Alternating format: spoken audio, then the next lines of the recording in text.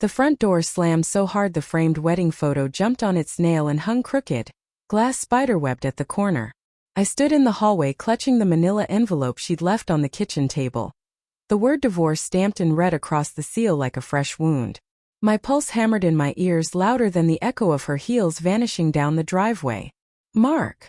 Sarah's voice floated back, uncertain now, the engine still idling outside. "Mark, answer me." I didn't. I couldn't. My thumb broke the seal with a soft rip that felt final. Inside lay 30 pages of legalese and one yellow post-it in her looping handwriting. "Sign these if you ever loved me." The joke was supposed to sting, to jolt me into begging, into promising I'd finally booked the counseling she'd begged for. Instead, the pen in my shirt pocket felt heavier than a loaded gun. I carried the papers to the table, sat beneath the chandelier we'd argued over for 3 months.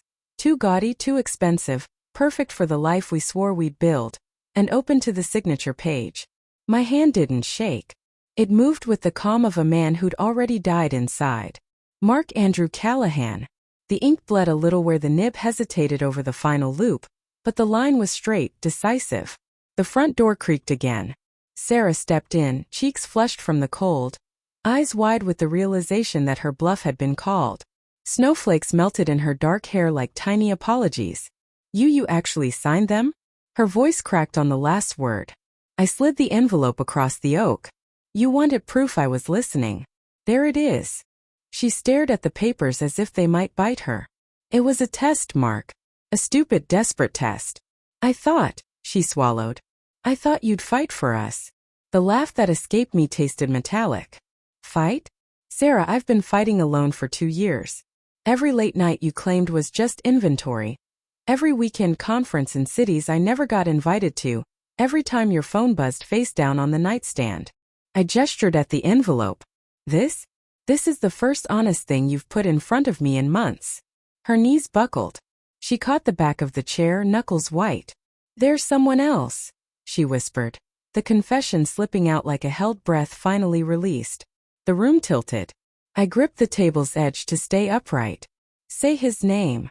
"Does it matter?" "It matters to the man who still smells your perfume on the pillow every night." My voice sounded foreign, scraped raw. "Say it." "Ethan." Tears tracked mascara down her cheeks. He listens. He sees me." I closed my eyes and saw them anyway. Her laughter in a downtown bar I'd never been invited to. His hand on the small of her back guiding her through a crowd. The way she used to look at me when we were 25 and invincible. The images weren't guesses. They were memories I'd refused to assemble until now. "How long?" I asked. "4 months." She sank into the opposite chair, the one where she used to grade papers while I cooked pasta. "It started as flirting. Then coffee. Then," she couldn't finish. I nodded slowly, the motion mechanical. "And the divorce papers?" "I printed them 3 weeks ago." I kept moving them from drawer to drawer, too scared to leave them out. "Tonight I was angry you forgot our anniversary again, and I thought if you saw how close I was to walking, you'd finally wake up. Instead I handed you the exit." I stood, legs steadier than my heart. Funny how clarity arrives the moment trust dies. Sarah reached across the table, fingers brushing the envelope. "We can rip them up. Right now. I'll call Ethan, end it.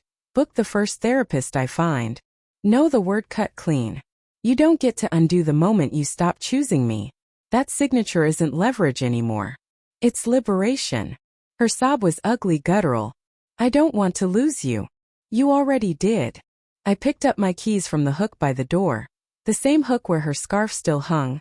Soft wool that smelled like vanilla and betrayal. "The house is yours until the 30-day waiting period. I'll stay at the Marriott downtown.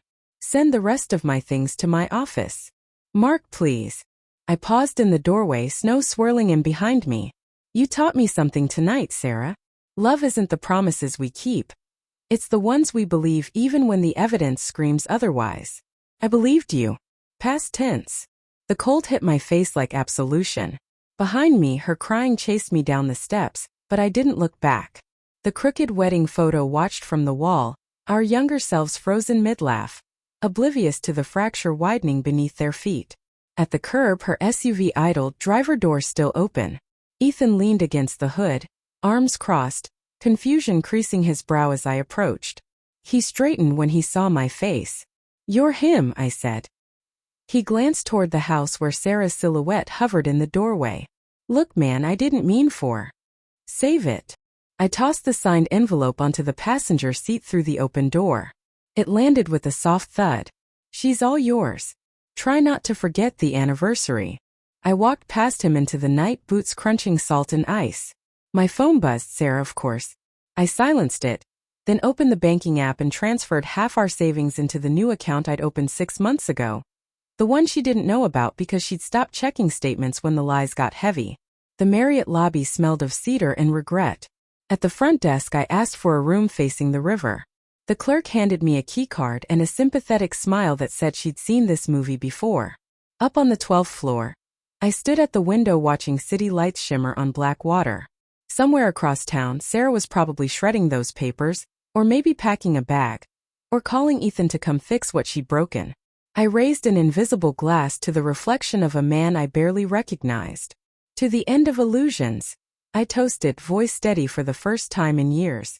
Then I opened my laptop, drafted an email to my boss requesting indefinite leave, and started searching for one-way flights to anywhere the Wi-Fi was strong and the memories were weak. The cursor blinked, patient. For the first time in forever, so was I.